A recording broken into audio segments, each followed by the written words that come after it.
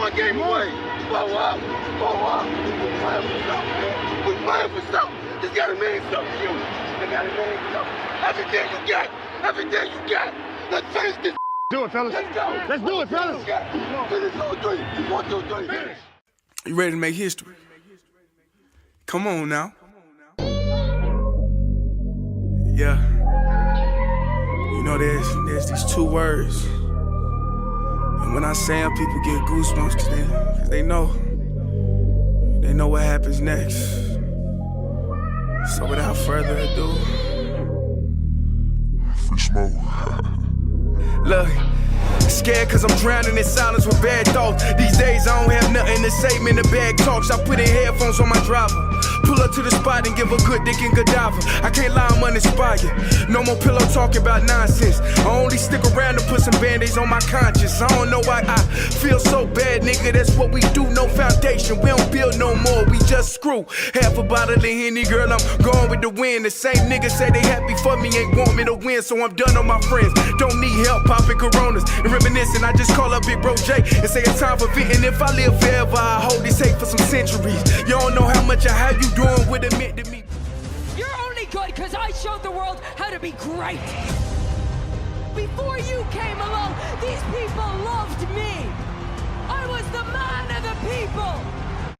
Welcome back to another episode of the recap. My voice on Saints World.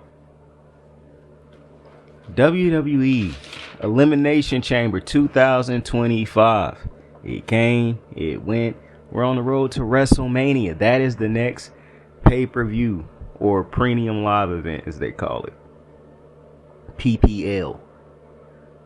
Yeah, really, it's a PPL because do people still buy it as if it's a pay-per-view? Like, I don't know if people still do that. Like, I got Hulu. Not Hulu. I have Peacock, so it's not really. I don't know. This is a very interesting topic now that I'm thinking about it. But nonetheless, what an event. What a night. Next stop, WrestleMania in New Orleans. But first, we were in Toronto, Canada. They booed the national anthem. If I were a more patriotic type of nigga, I probably would give a damn. I did not. It's a good thing Pat McAfee is there. He gave a damn. He responded. And it's not even that I lack patriotism, because I do believe it is a little bit disrespectful to be booing somebody's national anthem. Because I don't care for the national anthem personally, but I'm not going to boo when niggas is doing the national anthem. I'm not going to boo Canada when they do their national anthem. Now, I might be disrespectful because I turn the TV down anyways most of the time. Or I walk out the room and do something else for that. For the time span where they do those national anthems for different countries, and you know, when they do all that shit, the flyovers, and every time it's a big event, I skip those first like 10-15 minutes because I don't care for them. But so maybe I'm disrespectful. I personally don't care enough to be booing the national anthems. I just don't think I'll ever care that much to where it'll move me to the point where I'm finna be booing the national anthem. I just don't think I can muster up that level of what's the word I'm looking for? I don't think I can muster up the desire to care that deeply to boo a national anthem. But it's a good thing Pat McAfee was there, man, because if you were offended, Pat McAfee was your outlet. Nonetheless, WWE 2025's Elimination Chamber. It was a hell of an Elimination Chamber. I enjoyed it. And we kicked off the night with the women. The first match of the night kicked off the show. The women's, I was going to say women's Royal Rumble. I'm not going to lie to you. But it was the women's Elimination Chamber match. And the contestants in the match were Alexa Bliss, Roxanne Perez, Bayley, Bianca Belair, Naomi, and also Liv Morgan. Now, before I get into this match, actually, let me just run down the match real quick. No, I don't know. Let me say what I want to say before I get into the match. Before I get into the match, I just want to say, Liv Morgan. Now, I knew I was going to talk about Liv when the show started, before I even did the show, when I was planning out what I was going to talk about on the show. I knew I was going to talk about Liv. Because I really talk about every time when I used to do wrestling shows, when I used to record wrestling shows on the regular, Liv was usually a topic of discussion on the show because I talked about Liv a lot. But I didn't know when I was going to talk about Liv. And I didn't know exactly how I was going to talk about Liv, because I do understand right now it's a group of people out there who don't like Liv Morgan fans, because they think all Liv Morgan fans are a bunch of like weird ass dudes who simp over Liv Morgan, who think they have a chance at fucking her, who only cheer for her because they find her attractive. I am not one of those individuals. There is also a group of Liv Morgan fans who I really think are just like most. They specifically are to Liv Morgan, but there's a lot of people like a lot of groups of fans like this out there, where they cross the level of fandom and they go to straight up fanatic stan culture. So like they headers is Liv Morgan, they pictures on every social is of Liv Morgan, they tweet like they Liv Morgan, they get offended by anything you say critical of that like I'm not one of them weird ass niggas either. So before I get into discussing Liv, I just wanted to point that out there, put that out there. Now, with that being said, I have to talk about Liv Morgan because I've been talking, for one, she was in this match, but two, the reason I want to shine a spotlight on Liv Morgan, and I shine a spotlight on a lot of different wrestlers, but I want to shine one on Liv Morgan specifically because I remember when I used to consistently do wrestling shows, right? And I consistently recorded them. One of the wrestlers who I talked about a lot was Liv Morgan. And I talked about her a lot because I felt like it was greatness there, but they was giving her a lot of opportunities that I did not understand why they were giving her those opportunities at the time. Because I'm like, there's other women who are further along in their development than Liv. And I didn't think that Liv didn't deserve opportunities or anything of that nature. I just felt like based off of how they were booking her and where she was at in her development, it didn't make sense putting her on, like beating Ronda Rousey twice. I still don't really understand why that was given to Liv when that could have been given to somebody else who was more developed. And that's not me saying Liv didn't deserve that opportunity. That's also not me saying that Liv shouldn't have got it. That was me saying that was a weird decision to me at the time, because I didn't think that Liv was where. I just felt like it was other women in the company at that time who should have probably gotten that opportunity at that time over Liv. However, when you look at the development of Liv, and I'm not just talking about in the ring, because I believe if you go back for probably about, because I think this evolution of Liv has always, I don't want to say the evolution started last year, because I think I've been talking about Liv for about 2-3 years now, maybe. And so I've always talked about how the areas where I thought she could get better at, and where when she start to hit these different levels, this when she gonna take off. When you look at Liv in the ring, on the mic, character development, mannerisms, I don't know if you call those womanisms, I just know mannerisms, so I don't want anybody to get offended. But when you look at all the little things that Liv has improved in her game, and it was small steps over a period of time. It's the same thing I say about Lamar Jackson. When I say you look at Lamar Jackson on a year-to-year basis, every single season you go into and you say, how the fuck can somebody who done won 2 MVPs consistently get better every year? But you look at the tape, you turn on the film, every single year of his career, you can point it out. He gets better every year. You can see the improvements. To me, that's Liv Morgan.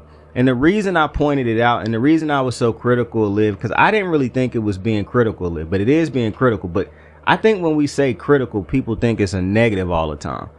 I was more so trying to critique Liv. And when I say critique, I wasn't just saying Liv is bad at this, she don't deserve. I was telling you different ways that I felt like she could improve and get better. I wasn't just shitting on Liv and leaving it at that, moving to the next thing. Because I respect all of these wrestlers and I want them all to be great, because that make the product better.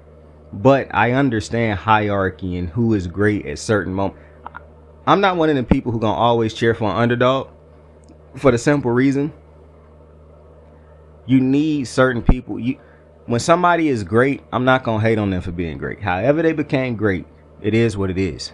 So I'm not gonna get mad that Liv is not getting as many opportunities at the moment at a certain point in time as a Becky or a Charlotte, because they were on a different path at that time. Liv was on the path she was on.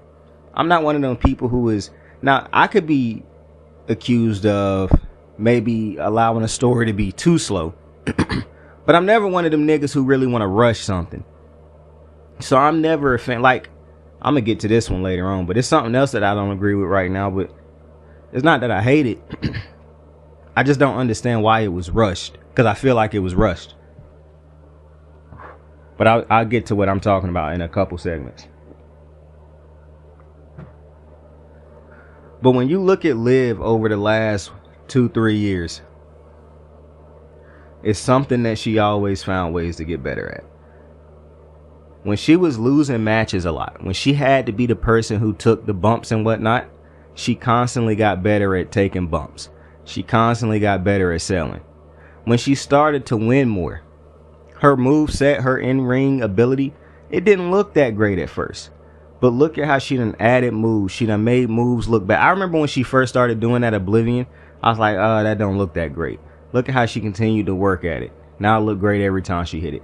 It's just so clean. She done got so clean in her movements and what she want to do in the ring. Her flow, her chemistry with other wrestlers in the ring. She understand how to lead a dance. She understand how to dance with another leader. Like, it's so many different things that go into being great. And I guess this is one of them situations where you could say those opportunities that Liv got early helped her develop into what she is now. And it's not always a guarantee that type of shit will happen, because some people get these opportunities early and they don't develop into what Liv has developed into in that short order. But what Liv, and I don't want to say it's in the short order, because it's obviously Liv has been working at this for years. But this is also one of my irritations when it comes to how some fans just, they super soak these indie guys, yo. Like, if you are not indie, they don't fuck with you like that. Like, and if you were an indie person at any point in time, they gonna rave about it. I don't understand the difference in an indie guy working hard and somebody like Liv Morgan, who I haven't heard of Liv going through the indie scene, but who has been in WWE her whole basically career and been working and grinding to get better while she has been in the company. Because for one, you might think that the hardest competition is out there on the indie scene because all of them haven't made it, and so they want to get. That's how you feel about it. I feel as though the toughest competition is what is on WWE right now in the women's division. And Liv had to figure out how to be as good as, and this is why I really enjoy Liv. She had to figure out how to be not better than in the ring or on the mic, but she had to find a way to find her groove, to find her niche, to be just as great as Bianca, Charlotte, Rhea, Becky, Bayley, like that, Nia. That is not easy to do. Those are Hall of Fame women that I just named. Liv has to find a way to get her character, get her ring work, get her mic skills up to par with those. And every single one of those women aren't great at every single one of those things I just named. But the complete package makes them the top women in the WWE. Liv had to figure out how to maneuver her way to that. And she has. I think Liv is one of the top women in the company right now. I believe, to be honest with you, the two top heels in the company right now, as far as the women, to me, is Charlotte and Liv. And Liv is number one for the simple reason because she's been doing heel work over the last couple months, and Charlotte haven't been here. Charlotte will end up being number one because I think Charlotte will win at WrestleMania. And I just have this hope that they are about to give Charlotte a crazy heel run coming up. But nonetheless, I think her and like at one point in time, it would make no sense to me to give Liv to you. I couldn't fathom Liv pinning a Charlotte or a Nia or a Bianca. To me, seeing Liv pin any of those women would not be out of the realm of possibility. It wouldn't shock me. Because Liv is on that level now. Now, if she is, I'm not saying that she is Bianca or Charlotte or Becky but she's on that level now where she is about to. I think Liv is firmly on the path of becoming a Hall of Famer. I don't think she's a Hall of Famer yet, but she about to be. And I do like that Liv went from, what I really want is for Liv to get away from Rhea. I don't want her to hinge, because one of the things that does irritate me sometimes in the WWE is how feuds go a little too long, in a sense of, it's not even that the feud don't have like little intermissions. It's that in this year, this feud done happened like 7 times. Matter of fact, you take every month of the year, it's done happen every single month, except for like, it happened this month, skip a month. It happened, skip a month. That's to me is just too much, bro. I think they gotta let that shit breathe. So I'm praying that now that it's Io and Bianca, I gave away the winner already, but you're here because this is a recap, so you knew shit was being spoiled anyways. But nonetheless, I'm glad Rhea is not finna be. I mean, I'm glad Liv is not finna be feuding with Rhea still. Because now that Liv is at the level that she is at, because this is my whole thing when it came to Rhea a couple years ago when she was the champion, but she was still in the Judgment Day, and I said that I don't feel as though this is doing anything for the women's division. Liv Morgan, on the other hand, she is also in the Judgment Day, but she has interacted with so many different women throughout her time as tag champion or as the women's champion. She done interacted with a lot of the different women in the division. So unlike, I think Triple H done learned a lesson from how he booked Rhea Ripley early on when she beat Charlotte at WrestleMania, because they just wanted to clearly he just wanted to put that title on Rhea Ripley. He wanted to capitalize off of the mommy movement. But it wasn't her being mommy because she was winning matches and whatnot. It was her doing underhanded stuff for Judgment Day. And then when she became champion, I thought Rhea would move out of Judgment Day, or at least it would turn to where Judgment Day didn't play as big a part as her feuds with. It's not even that Judgment Day didn't play a big part. It was just, I thought that her feuds with the women would be bigger than what she was doing with Judgment Day. I thought that was basically going to phase her out of Judgment Day so that she could start being the face of the women's division. That's not what happened. They started giving her easy feuds, just throwaway feuds, and she was still, her shit was more, what she was doing with the Judgment Day far outweighed what she was doing with the women's division. But then Liv came along, and then they started to tie shit up, tie in different things that happened in the past, and started to make shit make sense again. But then Liv became champion, and Rhea was hurt and whatnot, and Liv started feuding with the entirety of the women that was there. So I just believe Liv, what she can do now, even without the main women's championship, she can elevate the division. I even believe that I'm still interested in this Raquel thing because it ain't working the way I thought it would work. Like, Liv looks great. I don't know how to feel about Raquel still. Still don't know how to feel about Raquel. And it really don't help when you see that Liv is what she was able to go out there and do. Because I remember a time when Liv would be in a match like this with so many stars and big names, and she was still, you wouldn't even, you know what I'm saying, unless she was one of those stands, you wouldn't even, like, Liv was a throwaway. She was just there to get pinned. Now Liv is picking up pins. She one of the last in the match. She carried the match throughout. She had the big spots in the match.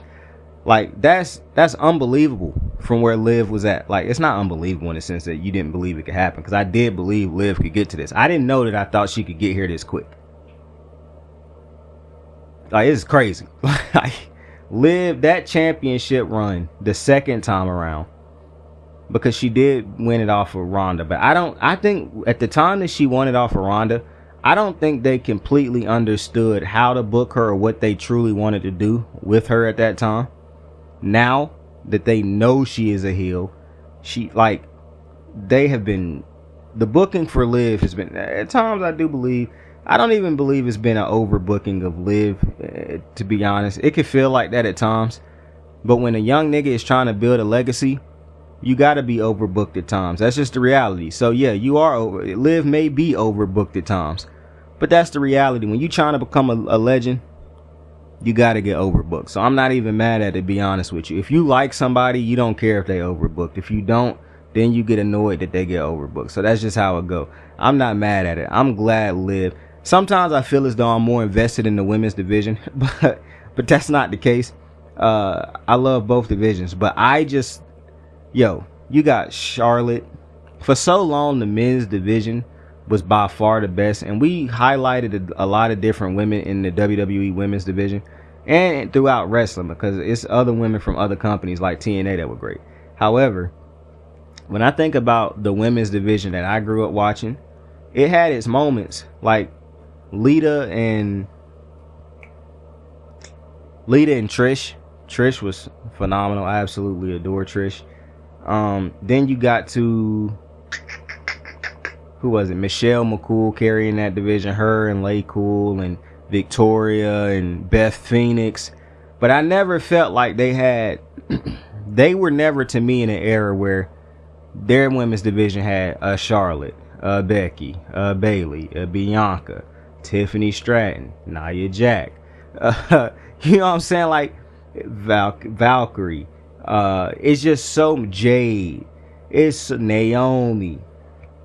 It's so much talent in this women's division. Hell, Trish is back.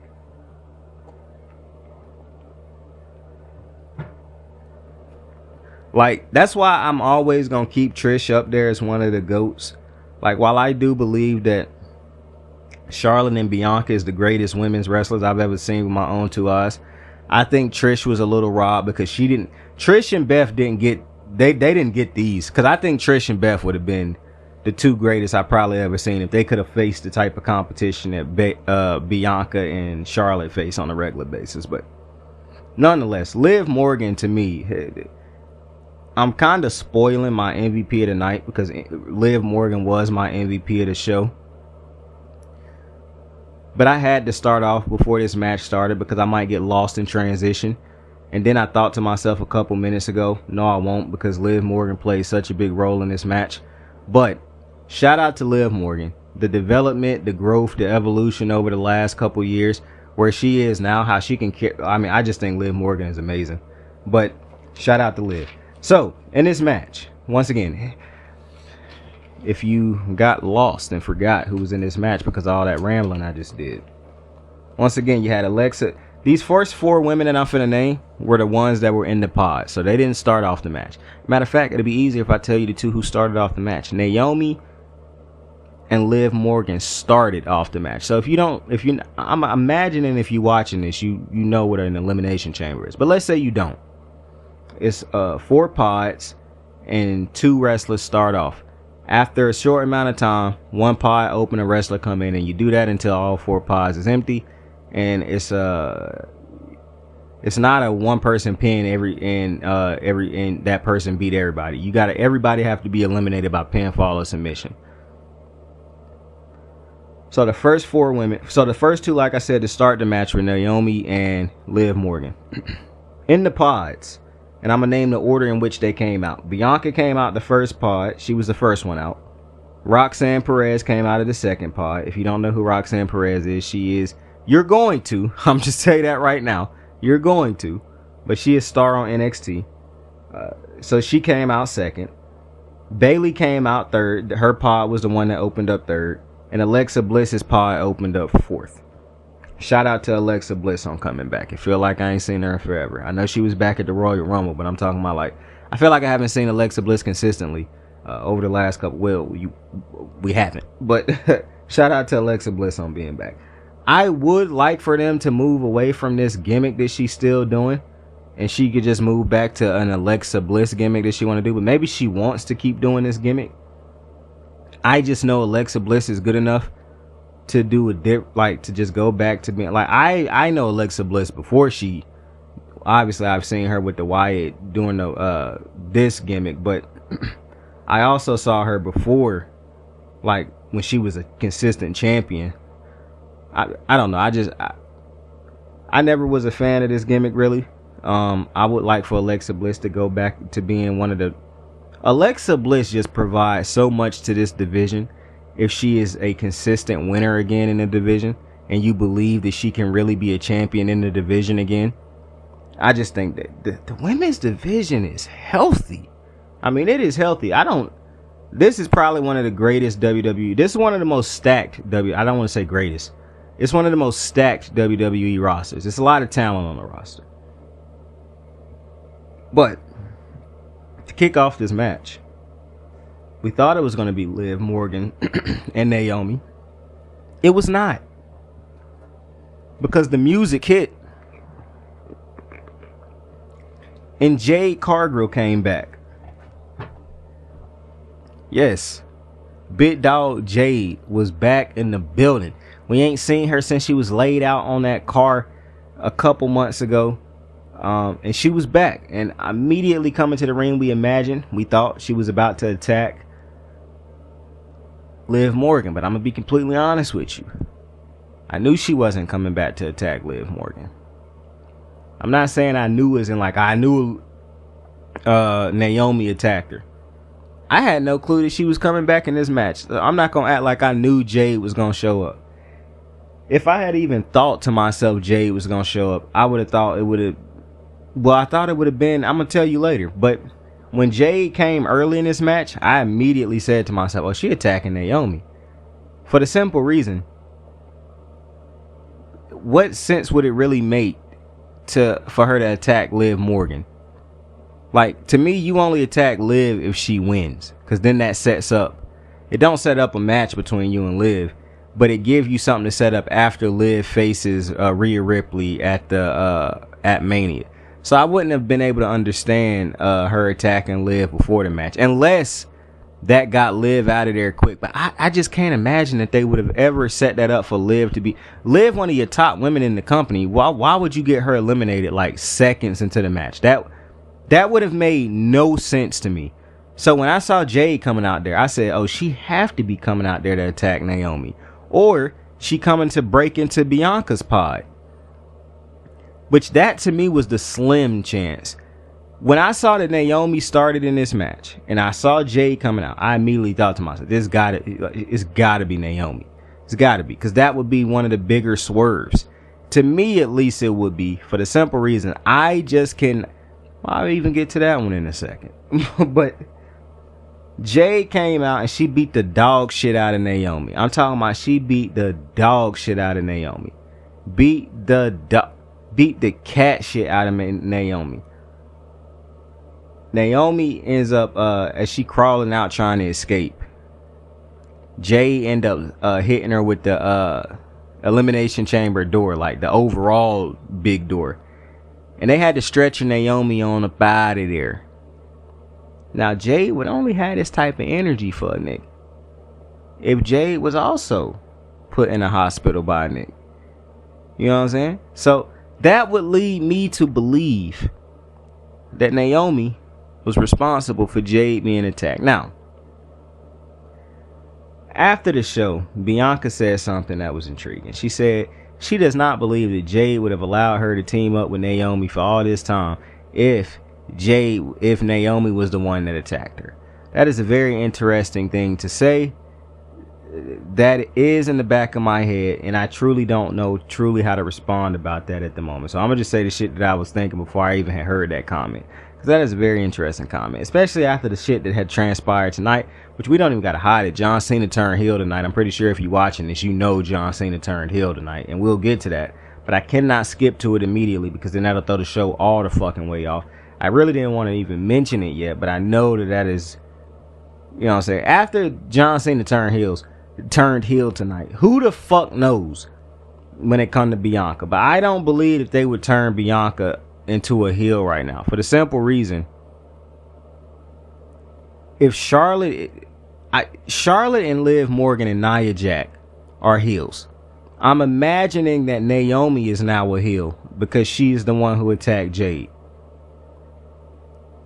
I don't understand why you would turn Bianca heel also. That just wouldn't make sense to me, to be honest with you. Like that, and I know some people like, well, why would you have a baby face and Bianca face a baby face and Rhea? For one, Rhea is in a very interesting spot, because when she was a heel, they did not book her like a heel. They allowed the crowd to love her too much, and they fed into the crowd just like Rhea, and she ended up becoming a baby face. When in reality, she should have remained a heel, because Liv Morgan to me is interesting. Liv Morgan can play both roles of a baby face and a heel. So at the time, all you had to do was commit to to Liv Morgan becoming a heel. However, it all ended up working out for you because Liv got hurt as a babyface. She come back as a heel. You can fully lean into Rhea Ripley being a heel. So it all ended up working out. Regardless. However, at the moment, I believe that. Do I believe that?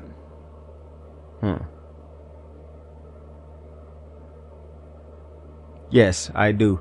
You cannot have Bianca Belair. Even with what happened with John Cena, you can't have Bianca and all these other women be heels. I understand some people might say, oh, you know, baby faces facing. They don't have baby faces face each other multiple times. It even makes sense a lot of times when matter of fact, it can make sense when a heel face a heel or a baby face face a baby face. I mean, for one, we done seen good guys face each other throughout the history of sports altogether. The reality is, if two good guys facing each other because they both fighting for something they both want, that's just the reality. Two heels don't always have to. You don't have to hate each other to be fighting for something.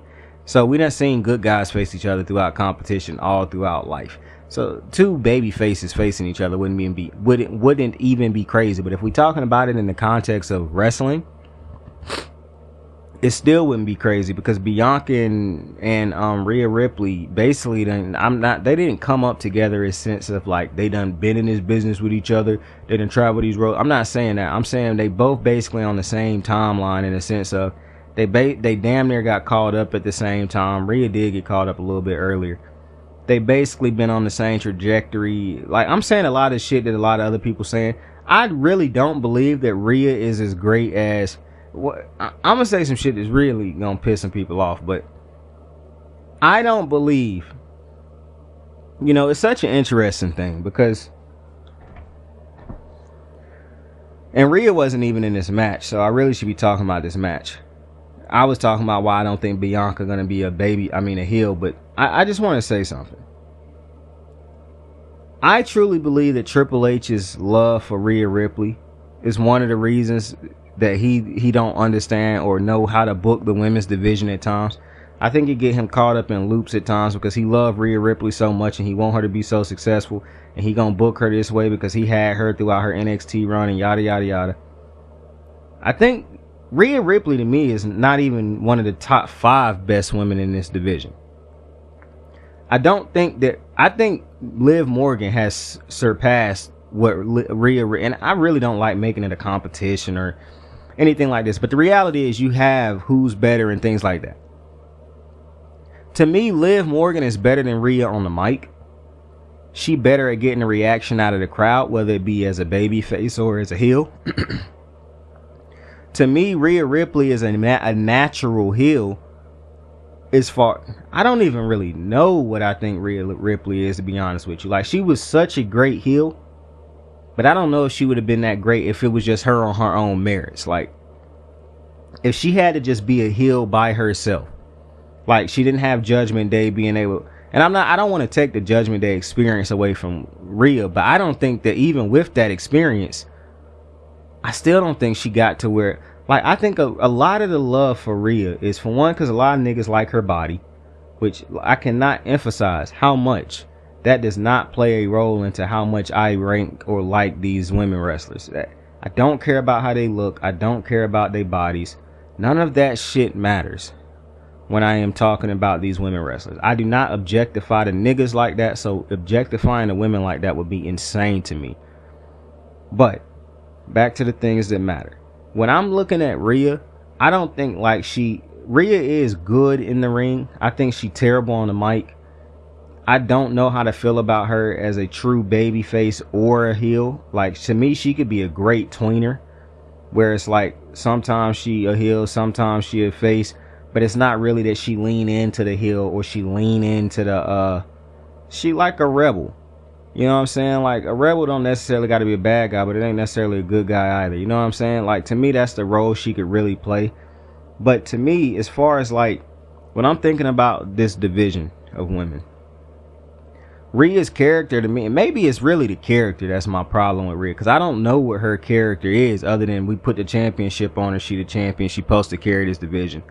But it's like Bianca said tonight, when she Rhea's supposed to be the best because she got the title. But when Bianca said, when I look at it, I don't think she the best. I'm the best. And I understand that's what Bianca's supposed to say. But that really summed up what I was feeling. I understand Rhea has the title and Triple H keep putting the title on her. He keep giving her these opportunities and he booked her the way he booked her. But I don't think that Rhea is better than Liv, Bianca, Charlotte. It's a lot of women on the roster. Nia, Tiff, like not Tiff. Hold up on the Tiff one. But it's a lot of women on the roster who I would take over Rhea right now, who I think have done better. I don't really want to shit on Rhea. I don't want it to sound like I'm shitting on Rhea. It's just other women to me who have done more for the division at the moment. And I'm not saying done more as in like Rhea ain't done shit for this division. That's not what I'm saying. That is not what I'm saying. What I'm saying is my annoyance with where Rhea should be right now and how I should feel about Rhea. And this is just my opinion. The way that I feel about Liv Morgan, I feel as though, because people believe that people believe Rhea is more of a Charlotte Bianca. I don't. I have never watched Rhea Ripley and thought to myself, that is a Charlotte Bianca. When I watched Charlotte and Bianca those first times, I was like, these are generational talent. I have never thought that watching Rhea Ripley. That is not a shot at Rhea Ripley. I believe Rhea is great. But I think Rhea's greatness is more forced than any of these other ones. For the simple reason, I don't believe she is in the ring, on the mic. She is not Bianca or Charlotte in the ring. She's not Liv Morgan on the mic.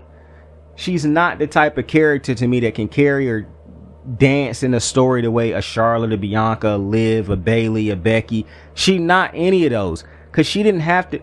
Listen, people will say, oh, she lost her title to Charlotte and she went through I don't really think Rhea has ever been booked bad. Like, Vince didn't book her the way Triple H has booked her. But Vince definitely still booked her great. Now, he didn't book her the way he booked Bianca and Charlotte, but Bianca and Charlotte are generational talent. I cannot understand anybody getting mad at how Charlotte and Bianca have been booked. It'd have been different if they was booked that way, and it's very clear they should not have been booked that way because they didn't have the talent or something like that. Charlotte and Bianca, to me, are two of the very, and it's another woman who I'm going to talk about later. Those, to me, are two of the surefire, when I saw both, first Battle Hall of Famers. To me, top 5 dead or alive is what I think about Charlotte and Bianca. They are top 5 dead or alive. By far, two of the greatest I have ever seen in the ring. That's not Rhea to me. And she's also not Liv to me. But they didn't give her the lit. To me, her talent, but what Triple H basically thinks. See, to me, I'm cutting off sentences and thoughts, but I'm trying to get to the main one. Vince McMahon booked Rhea the way Triple H first has been booking her at first. I think Vince McMahon realized Rhea is not where we need her to be or where she's going to be one day in order to put her in this position.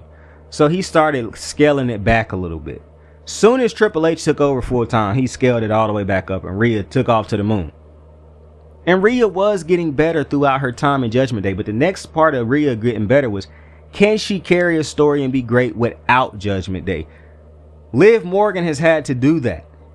Bianca, Charlotte, all that. And I'm not telling you that Rhea hasn't had to do it. What I'm telling you is that her greatness, I don't think Rhea was as great as people try to make her out to be before Judgment Day. I think that's one of the reasons she got into Judgment Day, because she was in a stale part of her career where it's like, what do we do with Rhea Ripley? Because you're looking at Bianca had these amazing feuds with Becky, and you're looking at all these other things happening, and Rhea is stuck in neutral. We think Rhea's supposed to be great. Now, I don't want to say she ever got to that Raquel level, but they didn't know what to do with her. They kept putting her in tag teams. But they knew that she was supposed to be a top woman in the division. And I do believe Rhea will end up being, I mean, she already one of the top women in the division in the company. So nothing I'm saying matters in that sense. But what I'm saying is I don't have that feel yet for her that I have for some of these other women in the division. To me, I don't think that they have. I really don't think the way Triple H done booked her has done her any favors, to be honest with you. Yeah, it done stacked up her accolades list, but it really haven't given me that feel of a legend yet. Because people talk about her match with Charlotte at Mania, but Charlotte carried that dance. And listen, I'm not going to go down Rhea's list and try to dog Rhea, bro. That's not going to happen because I rocks with Rhea. But right now, to me, this is a great way to say it. A feud between Bianca and Liv, with Bianca or Liv being the champion, would to me would be better than Rhea Bianca. The only reason people want to see Rhea Bianca is because it's been planted in our heads that Rhea Bianca came up at the same time, yada yada yada. To me, it's far more feuds I would rather see right now than Rhea Bianca, because I'm ready to watch Rhea actually feel. I want to feel like when Rhea win these matches, it's not just Triple H forcing wins out of it. You know what I'm saying? Because right now I just feel like Triple H is just giving her wins. He's got it, like, I'm gonna get whereas it feels as though Bianca, and some people feel like this about Bianca, some people feel like this way about Liv, but I don't agree. I think when you look at how great the feuds and the stories and Liv and Bianca have been Liv, Bianca, Naomi, Raquel to a lesser extent, they really carried the women's division over the last couple months. So I don't want to hear shit about Bianca and Liv, bro. If you just don't like them two, you just don't like them. But I don't want to hear shit about negative said about either of those two women. They have been on their horse these last couple months for the women's division. But I just don't get out of Rhea that feeling that I get when I watch Liv, or when I watch Bianca or Charlotte or any of these other. I just don't, because of how Triple H done booked Rhea. I feel like he done skipped what Liv went through to become great. Like Liv wasn't, while I said I felt like Liv got some opportunities, Liv was not just being thrown opportunities left and right in the beginning. Like Liv was losing a lot of fucking matches. I don't think Rhea has ever been on the losing streak that Liv has experienced at different times of her career. And I'm not telling you that Rhea need to go through losing like Liv went through, but what I'm telling you is it's a key part in development that is clearly has been missed, in my opinion, to get so they could get Rhea to, she beat all the horsewomen and yacht. Whereas if you're unbiased and you go back and look at how Vince McMahon built Bianca's legacy. Now I'm gonna be very annoyed if Triple H end up killing her undefeated streak at WrestleMania this early in her career. But look at how Vince McMahon was booking Bianca. Bianca didn't walk over Becky in their feud, but she did end up winning that feud. And that was that was a amazing feud. Vince McMahon, that was one of your best pieces of work. I ain't gonna lie to you. Look at that feud she had with Becky. Look at her feud with Sasha. Look at her feud with Bayley. These are feuds that took time, they built. It wasn't just Bianca squashing these motherfuckers.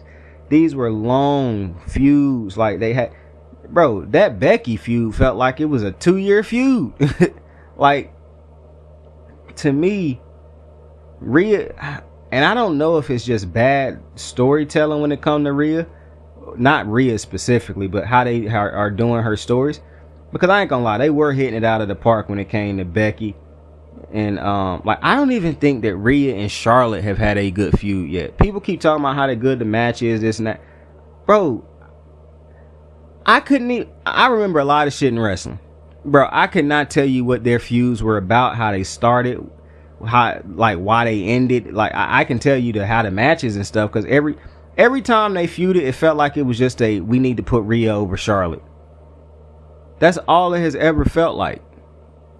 Whereas you look at the time and the storytelling look at how Bianca lost her title at SummerSlam to Becky. That was the beginning. It's moments like that. To me, that's what's missing out of Rhea right now. But we'll get to Rhea eventually again, possibly, because we're wasting time. We're 42 minutes in and we haven't even started talking about the second match. And we ain't even done with the first match. I'm killing you out here. Listen, this was a great match.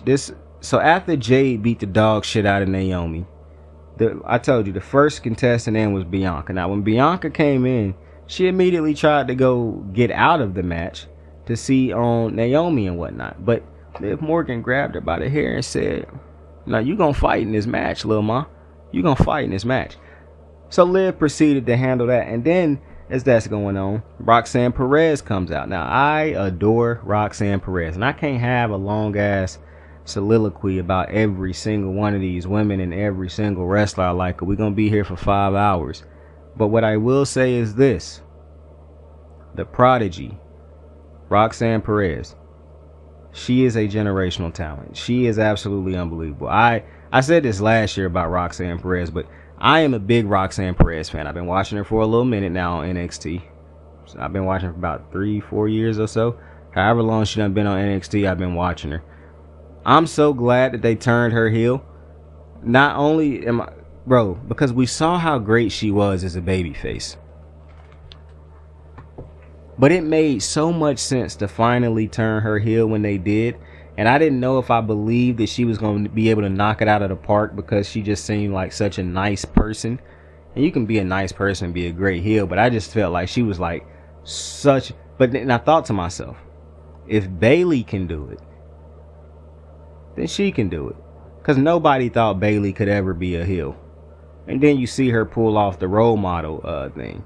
Bayley 2 belts. And, you know, some people didn't think, well, I don't think Becky was a heel. Not a good one, at least. Because everybody liked her.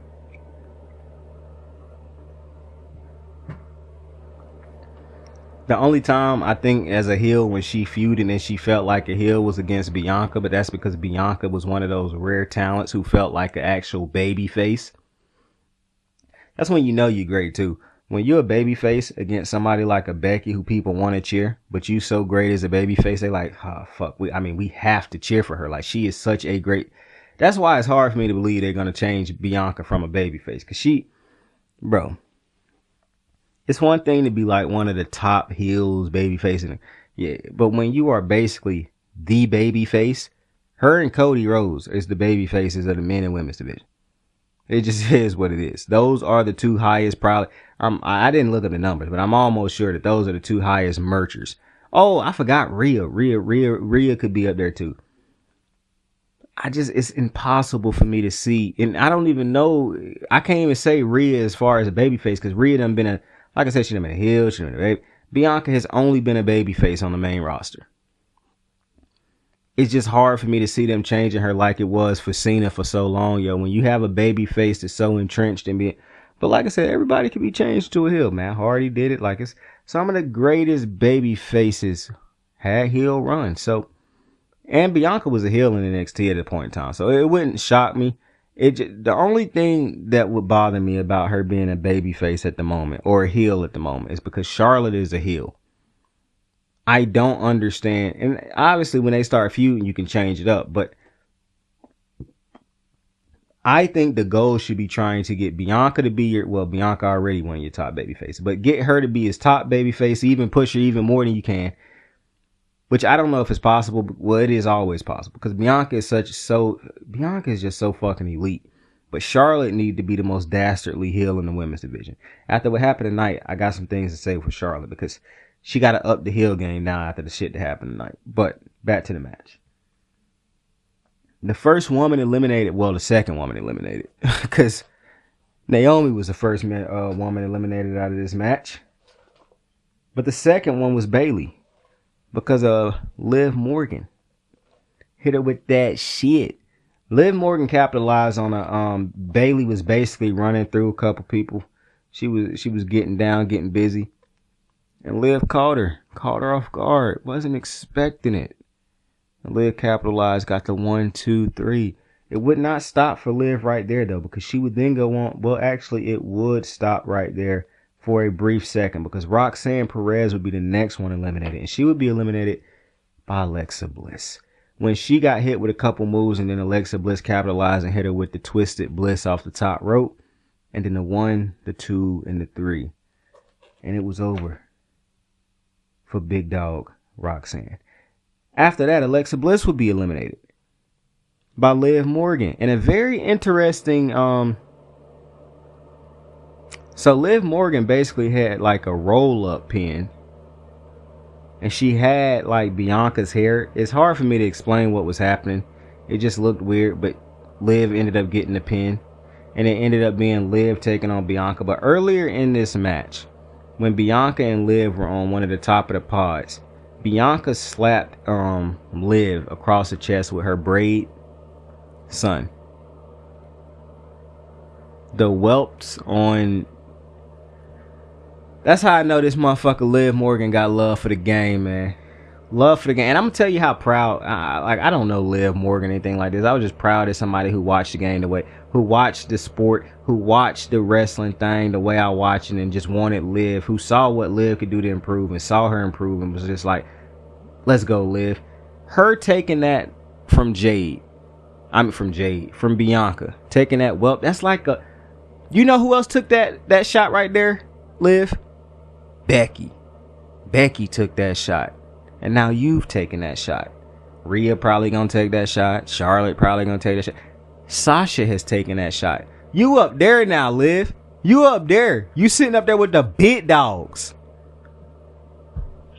What a night for Liv. Now, to end this match, for one, before I get to that though, Liv Morgan had one of the most unique. I love it when wrestlers have these unique spots in matches. She was inside the ring pulling Jade, pulling Bianca's hair, and she was like pushing her into the steel and then pulling her back, and then pushing her into it and pulling her back, because she was like ricocheting off the rope. That shit was hard. That was very innovative. Bianca ended up winning this match with a KOD. I still feel as though that the KOD is the cleanest, because now Baron Corbin's not in the WWE. So, the cleanest finisher in WWE to me is by far the KOD. Like, when she performed that hoe, that shit is so clean. Like, I'm telling you, that shit is so clean. And I love the name of it also. Bianca and, who was it? Bailey had a double team moment in this match where they caught Alexa Bliss off of the top rope, who was trying to do a crossbody. And then they slammed her down. That was a nice little moment in this match. But Liv Morgan had so many moments in this match. She basically carried this match. And I don't want to say carried as in like nobody else did their job. So let me use a different phrase. She, to me, was the standout of this match. She was the MVP of this match. I really think because of what I've seen from Liv Morgan, maybe I'm being biased right now as far as giving her the MVP of the show. But I just look at what Liv Morgan, you did not think Liv Morgan could put on performances like this. And maybe you did if you believed in Liv and thought she could get greater. But if you were one of them people who just, you see what it is right now, so you hate, because there's a lot of fans out there who just hate, they're just ridiculous. But a lot of people did not believe, a good portion of people did not believe Liv could get to this type of performance. Now, I knew she could get to it. I didn't know if I thought she could get to it this damn quick. Like, Liv hit the accelerators. Which is dope, because that means, boy, she got a long time to be great in this business now. That's why I like it when motherfuckers figure this thing out the way. Bro, Charlotte figuring out how to be great so young, I don't think people realize how much that elevated the division. Like, people consistently hate on Charlotte, but if Charlotte does not realize how great she can be, and how great she was, and how great she could... if Charlotte does not become Charlotte at such an accelerated pace, you don't get Sasha's, Bailey's, Becky's, and I'm talking about like Charlotte v all of these. You don't have, because Charlotte is who everybody keep pushing for. And then you had the Sashas. Would we think of that? Like, to me, Sasha is another generational type of talent. But when you have somebody who is that great to look to, like, I just don't get it, man. I don't get it. Like, Jordan elevated the sport. LeBron, these greats elevate the sport.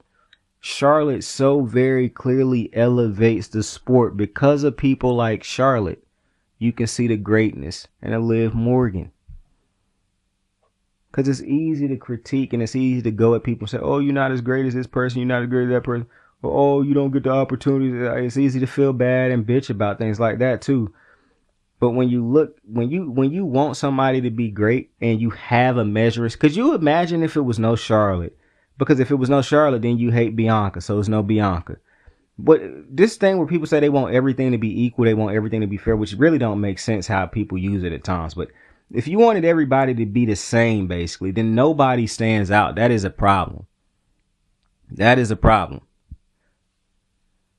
Who knows if Liv Morgan becomes what she became right now if she don't have the Charlottes, the Biancas, the Baileys, the Beckys, and the Rheas in her division to push towards. I really don't like using Rhea. I'm not hating on Rhea. I just really don't like using.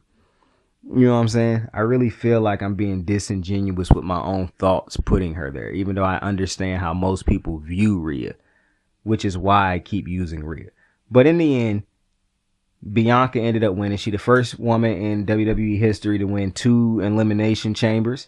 She is headed to WrestleMania to face the winner of Io Sky taking on Rhea Ripley, which I'm imagining Rhea is going to win that match because I can't imagine that they would be this close to Rhea Ripley taking on Bianca Belair and they would just say, oh, no, you know what? We're going to do Io Sky. I can't imagine that that's something they would do. The fans would probably riot because fans have been really wanting Rhea and Bianca. I don't mind Rhea Bianca.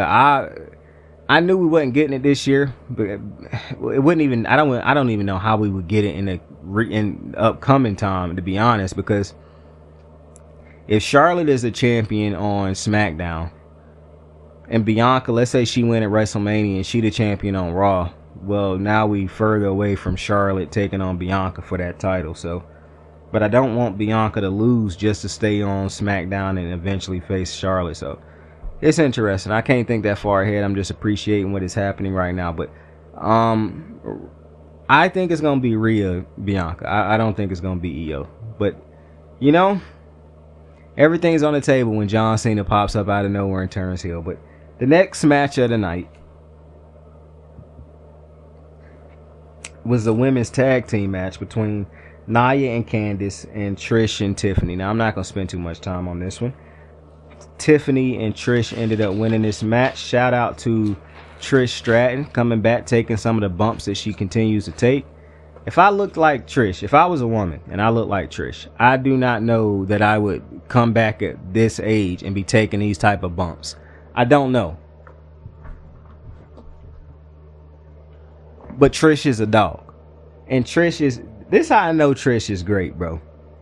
Because Trish could have sat down at her crib and be satisfied with her legacy. Trish know how fans feel about her. Trish ain't getting disrespected in no wrestling conversation. And Trish, the competitor in her, said, I want to face Charlotte Flair. I want to face Becky Lynch. I want to face these young up and coming women in the WWE. So she laced them back up. Trish, you a dog, man.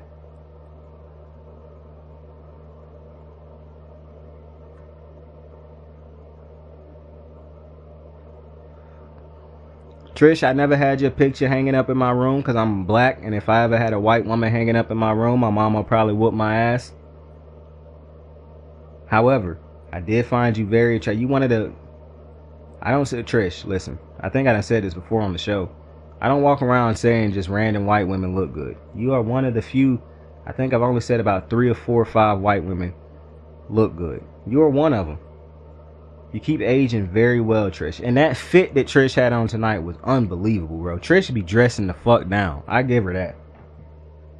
Trish know how to fucking dress, bro. That shit was clean as hell. That shit was clean as hell. Her and Bianca had on some clean ass fits, man. It's kind of like Charlotte at the Rumble, bro. Charlotte's fit at the Rumble was fire, yo. The women dressing down. Like, I like Seth Rollins' tights. I did not like that goofy ass coat he had on, but his tights was hard. Nonetheless, I don't know why Nia took the pin in this match at first. I didn't really like that Nia took the pin over Candice LeRae.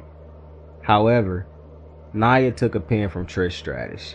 No, she did not. She got pinned by Tiffany. And I know Tiffany is the champion. However, and I understand we don't view Nia. Some people don't view Nia the way you view Bianca. But that's because Bianca is like up there. However, Liv Morgan, throughout her tag team feud with Bianca wasn't getting pinned. I understand some people don't like this. But you do have to protect certain stars to maintain their dominance. That helps the product. You might not realize that. But Liv Morgan ain't taking too many pins nowadays because you need to maintain Liv Morgan's dominance. And if she does, it makes sense because she's a heel.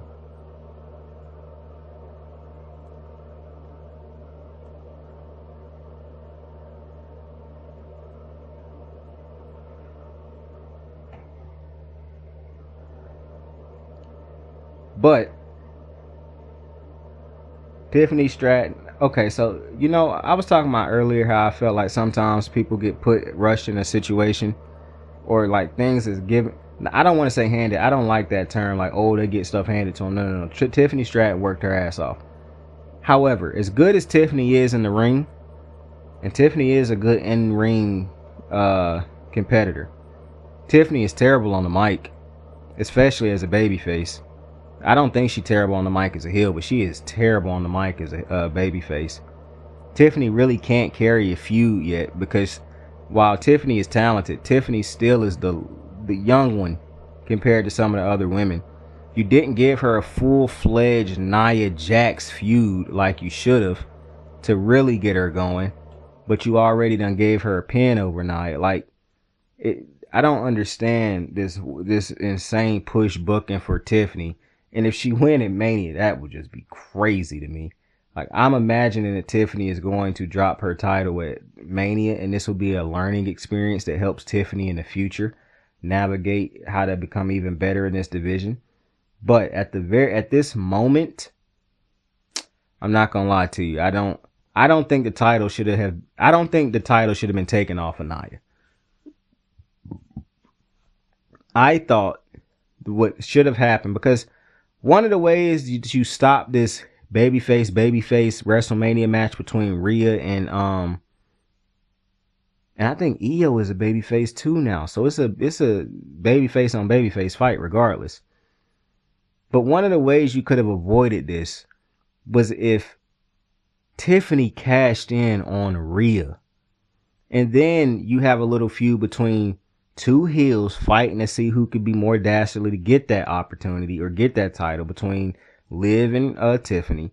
And then Rhea being the good guy in that feud, trying to find a way to overcome it. That, for one, that would have been one of Rhea's better feuds, because to me, the only good feud she done had so far was with Liv. And that didn't even go all the way as far as that one wasn't even as great as I think it could have been. But that could have been the next feud. That could have been a continuation of her Liv feud that added somebody in there that would have been necessary, and it would have made sense because of that Money in the Bank briefcase. But because niggas is so addicted to having partners turn on each other for some reason, I don't understand it. Nia she cashed in on Nia. That just didn't make sense to me. I understand that you was trying to say like Nia and her was beefing because Nia was, but you never had to have that seed planted, because both of them are heels. Rhea is a babyface. You could easily have her go against Rhea. Now, I know some people will say, well, she a babyface and Charlotte a heel. I get that. But if Nia Jax ends up being still having that title going into WrestleMania, for one, a heel versus heel fight makes sense in all the sense. I mean, I understand a heel versus a heel fight might not make sense either, but you would not have had to had a heel versus heel fight. You could have had Bianca winning Money in the Bank, winning Elimination Chamber, and facing either Charlotte or Nia at Mania, because Nia and Charlotte could have fought for that title tonight. They could have decided who won that title.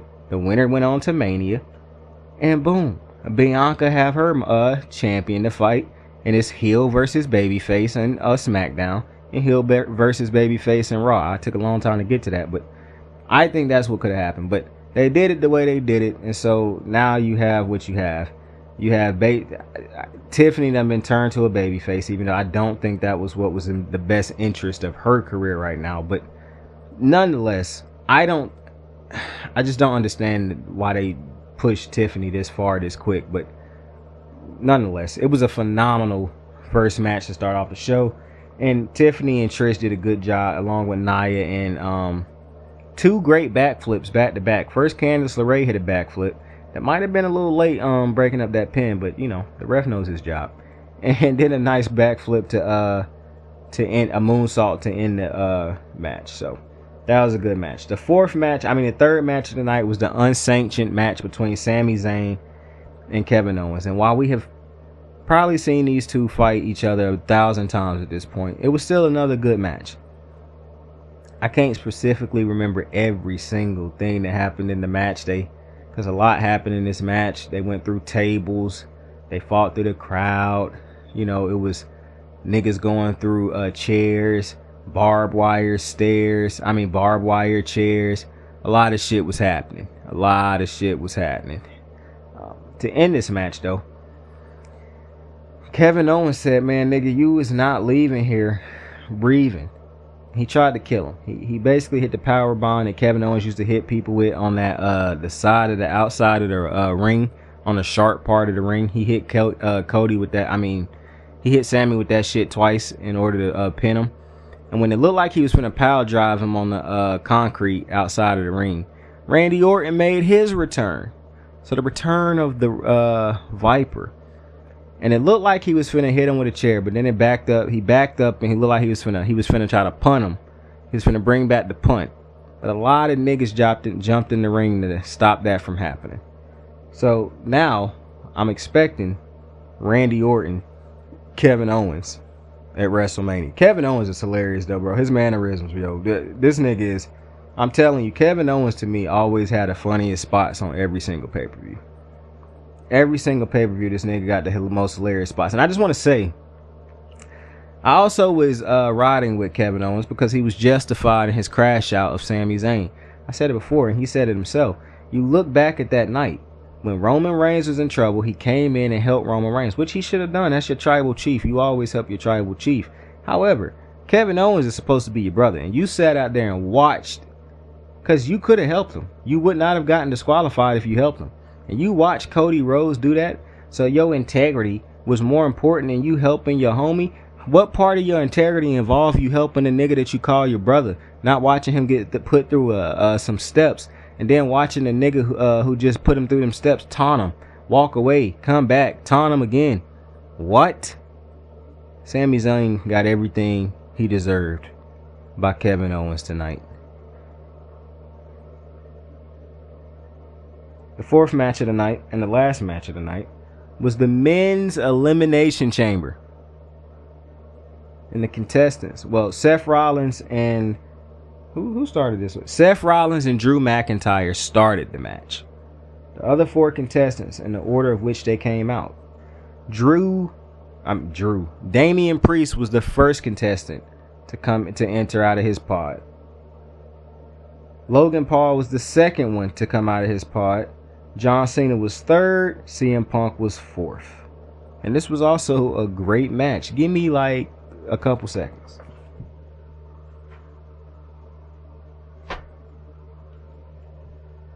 Little short intermission real quick.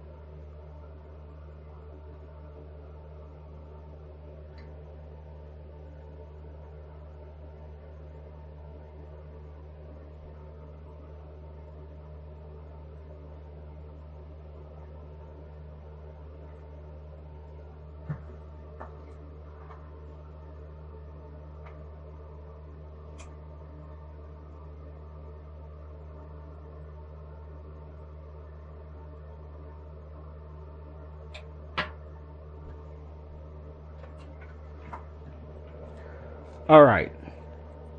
Again, the last match of the night was the men's Elimination Chamber match. I might have said Royal Rumble earlier. I did not mean that.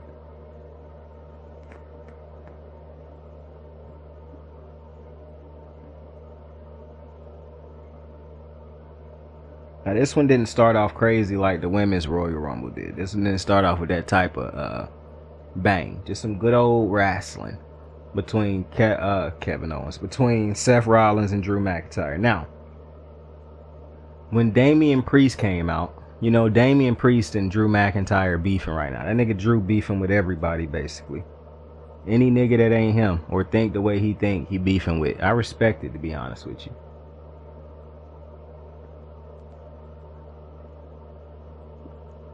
Y'all see shit the way I see it? Bet. Fuck you. It's a certain level of respect I have to have for that. So, you know, it is what it is.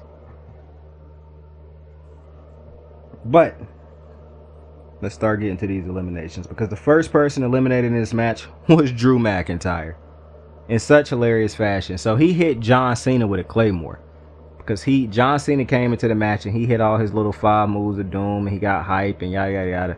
And Drew McIntyre was just talking shit about the man's ball spot on Friday.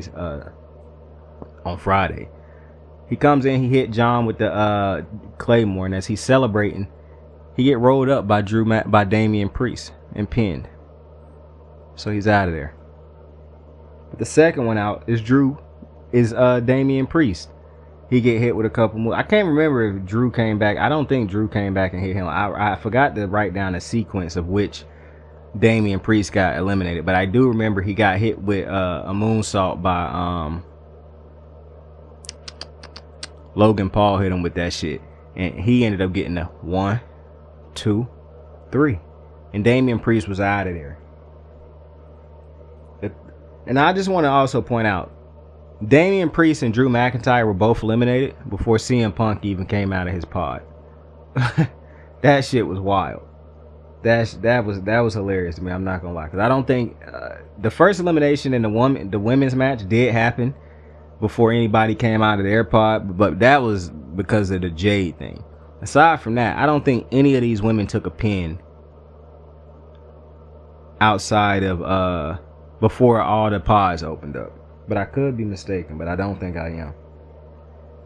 The third elimination was Logan Paul. He ended up getting eliminated because he got hit with a GTS. He got hit with a attitude adjustment, I believe, and that got him on up out of there.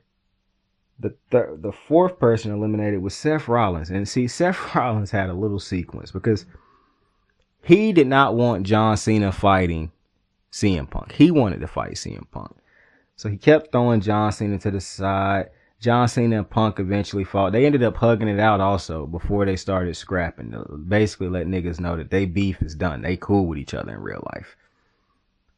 They start to squabble a little bit. John Cena laid out over there on the side. CM Punk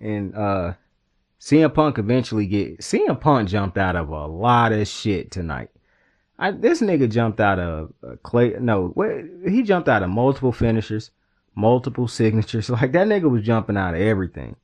But he jumped out of a curb stomp. And when Seth Rollins was gone, I don't know what Seth Rollins was setting up to hit him with next, but he ended up getting fucked because John Cena came in the ring and helped CM Punk basically hit him with some shit. And they ended up eliminating Seth Rollins after he got hit with an attitude adjustment. He got pinned by CM Punk. So now it's just John Cena and CM Punk. And I couldn't even imagine in a million years that the last two niggas in this elimination chamber would be CM Punk and John Cena. And in the back of my head, I was like, well, Seth said it ain't no way this nigga CM Punk winning this match. So in the back of my head, I was like, Seth might come back and try to screw CM Punk. But I was like, maybe he won't. Well, Seth indeed came back and hit CM Punk with a curb stomp. And so John Cena ended up putting him in the STFU. CM Punk passed out. I don't know why I'm having it's late. CM Punk ended up being able to not to continue because, he was unresponsive with a smile on his face. And John Cena ends up winning. He is headed to WrestleMania to face Cody Rhodes. And now the moment that if you watch the show, you've been waiting for me to get to. The last segment of the night. The Rock came out. He asked Cody Rhodes. John Cena's still in the ring. Cody Rhodes comes out to the ring to acknowledge his opponent at WrestleMania. And out comes The Rock with Travis Scott behind him with a little remix to the song and whatnot. They make their way to the ring. And The Rock asks Cody, because they've been playing little videos all night of The Rock and everything he got and all his riches and what he can do for you and yada, yada, yada. And they get to the question, will you be my champion? Will you give me your soul, Cody? And Cody tells The Rock, I sold my soul to these fans and to this ring a long time ago. Typical shit that I felt like Cody was going to say. I mean, come on, guys. That's the son of a plumber. And he said, basically, F your offer, Rock. Something along those lines. Well, John Cena was very animated in the background rooting for Cody.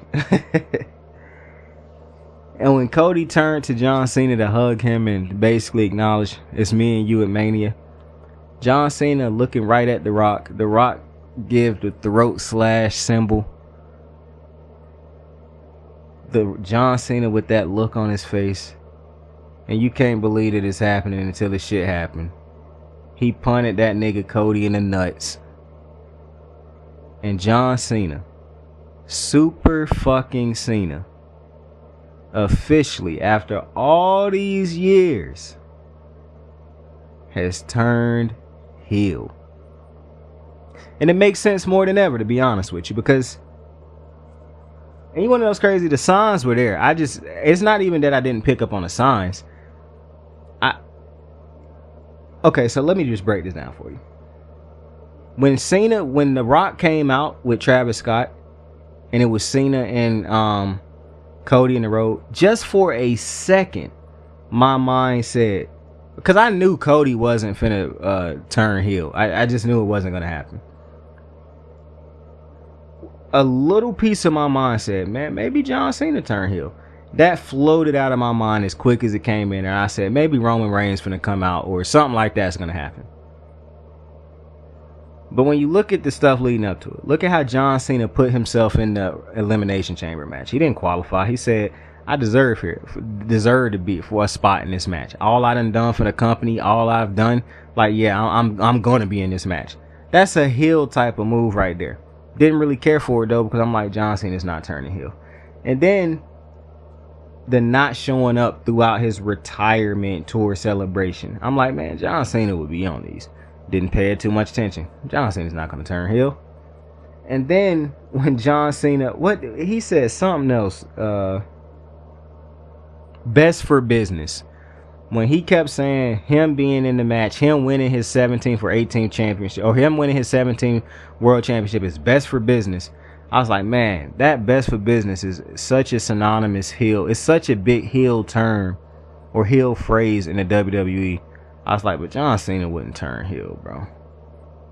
And John Cena turned heel. They left such obvious breadcrumbs, and they knew we weren't going to pick them hoes up. They knew it. And just like that, I want John Cena to win. I did not want that nigga to win before this. I even tweeted anybody but Cena. And then I amended that tweet and said anybody but Cena or Seth Rollins.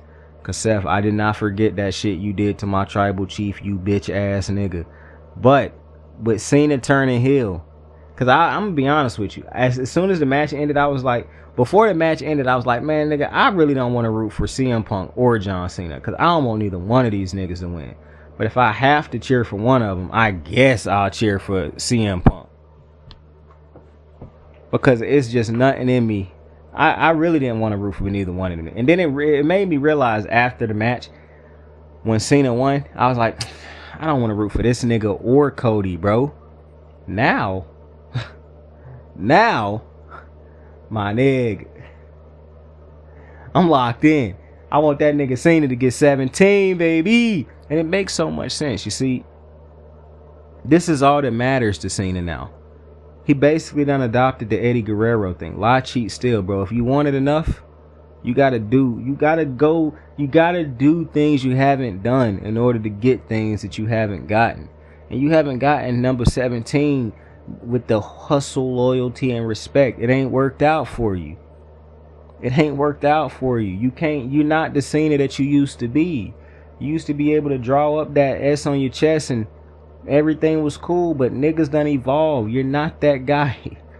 But you can be that guy again. It made perfect sense. The Rock offered that nigga. The Rock is dastardly. I'm gonna tell you something, man. That nigga truly is the GOAT. That's the only nigga in WWE who could have got John Cena ass to turn heel. It wasn't Vince McMahon. It was The Rock, bro. What the hell? The Rock got this nigga to turn heel finally, and so dastardly. This is how you know John Cena is. He got a true love for the game. He didn't half-ass it, bro, like some people do. Some wrestlers half-ass these heel turns, bro, because they really do want to be cheered. So you could tell they're not leaning into this heel thing all the way. You can see John Cena leaned into that thing. They whipped that boy, like The Rock like to say. The Rock is obsessed with whipping that boy. So what a match. What a way to end the show. This is one of the biggest. I'm not gonna forget where I was at when John Cena turned heel. This is one of the biggest moments I believe I've ever seen, and it's a lot of big moments in the WWE. But you got to put into context what this moment was. If this lead to John Cena getting his 17th championship at Mania, then yeah, this will be one of the biggest heel turns or one of the biggest moments in WWE. But if this does not lead to a John Cena championship, I don't know if I can say. Because it's definitely one of the most shocking moments in WWE history. I definitely give it that. But if it's one of the biggest, it's got to be a big-time result at the back end of it. I think big moments are big moments because of what happens afterwards, I think. Maybe I could be wrong, but that's just how I feel about it. With that being said, I appreciate you for joining me another episode of the recap on Saints World. WWE's 2025 Elimination Chamber. It was a great show. It was a great show all the way through. Yeah, I liked every single second of it. Couldn't take my eyes off the screen until I had to go get something to drink. Because you can't be thirsty while you're watching this. And I had to fix me something to eat. I fixed me something to eat before the match, really. So it was just heating it up afterwards. But I did have to go actually make me something to drink while I can't remember what match was on. Even if I did, I wouldn't tell you because I don't want to disrespect them. But shout out to all the wrestlers who competed tonight, man, because they put their body on the lines for our entertainment, and I respect the fuck out of it. But with that being said, I appreciate you for joining me. Tell somebody you fuck with them. Tell somebody you love them. You could be anything in this world, so choose to be kind to somebody today. Like, subscribe, share, tell a friend to tell a friend. I fuck with you. I love you, and I truly do appreciate you. Saint out. And we will do anything for family. Now go home and smoke some more crack. I got the moves like hot sauce. Lil' mama taking the top off. I'm laying down getting topped off. After this, you know she getting knocked off. I know she loving the money, so I keep on thumbing and thumbing. She say she horny when she taking shots, so I keep them coming and coming. Now I'm putting dick in her tummy. Scoop her up like I'm raking her something. You would think shawty red track, the way that she running and running. You getting dumber and dumber. You out here chasing the bone. After she finished from giving me dome, the Uber is taking her home.